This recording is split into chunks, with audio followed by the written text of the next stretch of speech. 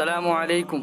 I am امیر اقدس Indian Islamic motivational. کچھ لوگ پوچھتے ہیں قرآن میں اس کا ذکر ہے سورہ قیامہ میں سورت نمبر 75 آیت نمبر 3 میں کہ اللہ تعالیٰ ہڈیوں کو کیسے جوڑے گا.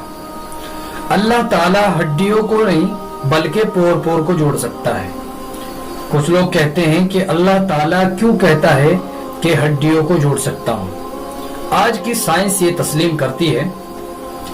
ایلبرٹ آئنسٹائن گولڈن یہ ایک سائنٹسٹ گزرا ہے سن 1880 میں.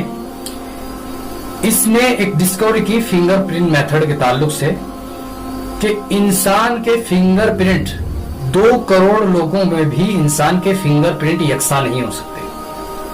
اللہ سبحانہ و تعالی ہم کو بلکہ ہڈیوں کو نہیں ہمارے پور پور کو جوڑ سکتا ہے.